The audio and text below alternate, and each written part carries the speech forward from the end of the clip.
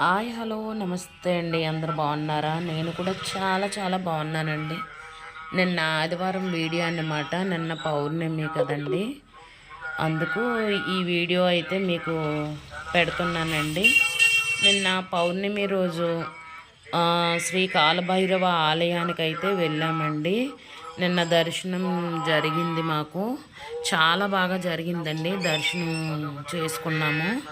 తర్వాత ఇది గోదావరికి ఆనుకొని ఉంటుందండి. ప్రపంచంలో ఎక్కడ లేని విధంగా ఈ రాజమండ్రిలో ఈ గోదావరి పక్కని కోట్లింగాల ఘాటు దగ్గర ఈ గుడి అనేది ఉంటుందండి.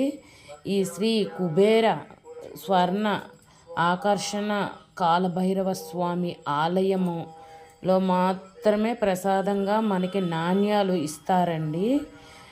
మన దగ్గర అయితే ఏమి డబ్బులు అయితే తీసుకోరండి. వాళ్ళే తిరిగి మనకి నాణ్యాలు అన్నివి ఇస్తారండి. మనకి అవి తీసుకొచ్చి బీరువాలో పెట్టుకుంటే చాలా మంచిదని ఒక నమ్మకం అండి. ఆదివారం అమావాస్య పౌర్ణమి ఈ గుడి ఈ ఆలయం అన్నది తెరవబడుతుందండి. తర్వాత భక్తులు నేరుగా దీపం హారతి మనమే స్వయంగా ఆ కాలభైరవుడికి అన్నిది మనము ఆ భగవంతునికి ఇవ్వచ్చండి. మన చేతులతోనే ఇప్పిస్తారండి. హారతి ఆ దీపం అన్నిది ఆ భగవంతుడికి మన చేతులతోనే చూపిస్తారండి. మనమే స్వయంగా మన చేతులతోనే ఇవ్వచ్చండి.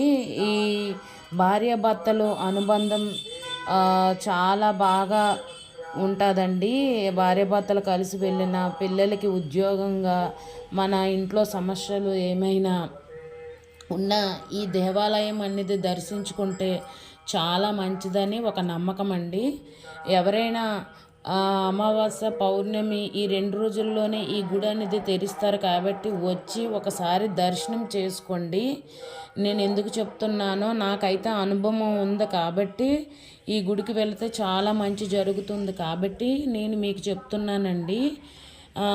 నేనైతే మీ మంచి కోరేగా నేను చెప్తున్నానండి.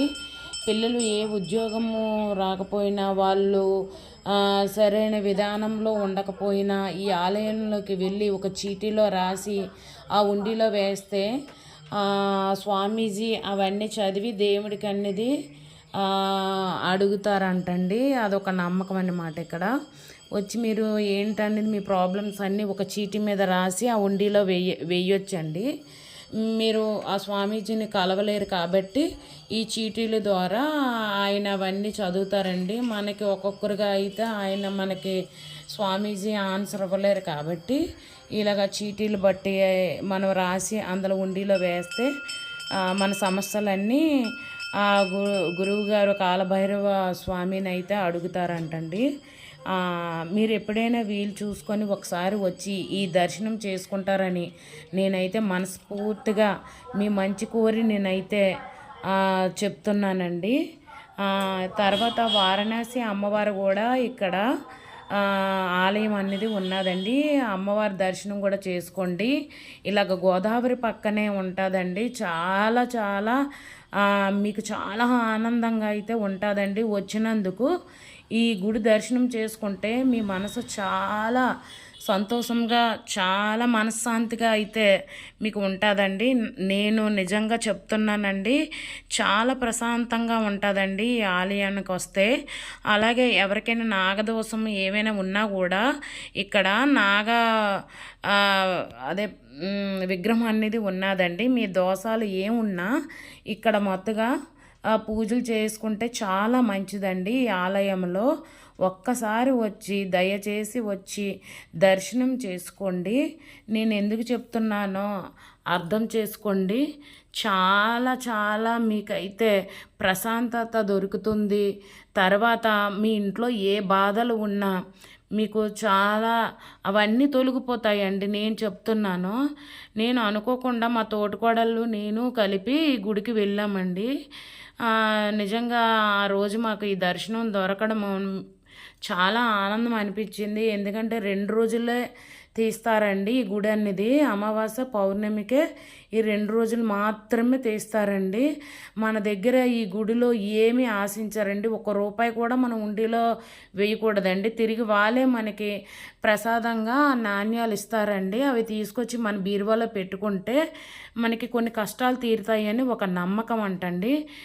నేను నిజంగా చెప్తున్నానండి. నాకు వీలైనప్పుడు అమావాస్య పౌర్ణమి వీలైనప్పుడే వెళ్తానండి. ప్రతిసారి వెళ్తానండి నేను చెప్పను కానీ నాకు ఎప్పుడు వీలైతే వెళ్తానండి.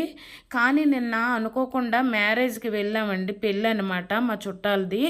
ఈ పక్కన కనకదుర్గమ్మ ఆలయంలో పెళ్ళి అయితే వెళ్ళామండి.